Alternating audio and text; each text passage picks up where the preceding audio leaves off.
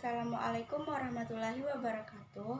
Perkenalkan, nama saya Cica Anggela Putri, NIM 1913201012. Saya berasal dari Fakultas Kesehatan, Prodi S1 Kesehatan Masyarakat, Universitas Merdeka Bukit Tinggi, di bawah bimbingan dosen Ibu Sandria Deli Susanti, SST MKes, dengan mata kuliah Promkes. Baiklah, saya akan menjelaskan tentang tugas saya yang berjudul Jamban Sehat dan Air Bersih. Jamban sehat dan air bersih. Sebelum saya memasuki materinya, saya ingin menjelaskan apa itu jamban sehat. Nah, jamban sehat adalah suatu ruangan yang mempunyai fasilitas pembuangan tinja manusia. Jamban terdiri atas tempat jongkok atau tempat duduk dengan leher angsa atau cemplung yang dilengkapi dengan unit penampungan kotoran dan air untuk membersihkannya. Kedua, jenis-jenis jamban sehat. Yang pertama, jamban cemplung. Nah, jamban cemplung ini yaitu jamban yang penampungannya berupa lubang berfungsi menyimpan dan meresapkan cairan kotoran tinja ke dalam tanah dan mengendapkan kotoran ke dasar lubang. Yang kedua, jamban tangki septik atau leher angsa, yaitu jamban berbentuk leher angsa yang penampungnya berupa tangki septik kedai air yang berfungsi sebagai wadah proses penguraian dekomposisi kotoran manusia yang dilengkapi resapannya. Yang ketiga, kakus bor. Nah, kakus bor ini yaitu jamban yang tempat penampungan kotorannya dibuat dengan menggunakan bir. Bor yang digunakan adalah bor tangan yang disebut bor anunger dengan diameternya 30-40 cm. Selanjutnya, ciri atau syarat jamban sehat. Yang pertama, tidak mencemari air, yaitu saat menggali tanah untuk lubang kotoran, usaha agar lubang kotoran tidak mencapai permukaan air tanah dengan maksimum. Kedua, jarak lubang ke sumur sekurang-kurangnya 10 meter. Letak lubang kotoran lebih rendah daripada letak sumur agar air sumur atau air kotor dari lubang kotoran tidak merembes dan mencemari sumur. Selanjutnya, tidak membuang air kotor dan buangan air besar ke dalam selokan, empang, sungai, dan laut. Ketiga, tidak mencemari tanah permukaan, yaitu tidak buang air besar di sembarangan tempat dan jamban yang sudah penuh agar segera disedot untuk dikuras kotorannya. Selanjutnya, bebas dari serangga, yaitu lantai jamban harus bersih dan kering. Lubang jamban, khususnya jamban cemplung, harus ditutup. Ruangan dalam jamban harus terang.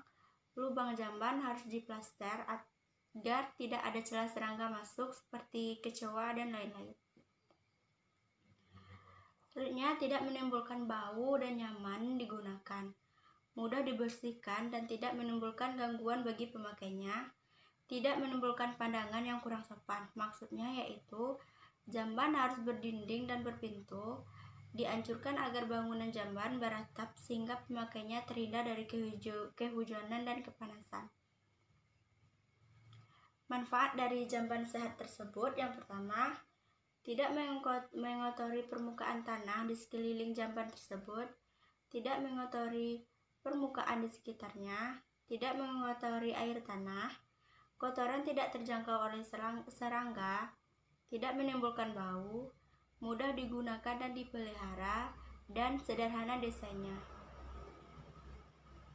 Nah, apa akibat jamban tidak sehat? Yang pertama, dapat mengotori lingkungan, mencemari air, menimbulkan bau tidak sedap, merusak pemandangan, serta menimbulkan penyakit. Nah, bagaimana cara memelihara jamban agar terlihat sehat? Yang pertama, lantai jamban selalu bersih dan tidak ada genangan air. Di dalam jamban tidak ada kotoran yang terlihat. Tersedia alat pembersih seperti sabun, sikat, dan air bersih. Bila ada kerusakan, segera diperbaiki. Bersihkan jamban secara teratur. Pakailah karbor pada saat membersihkan lantai agar bebas dari penyakit.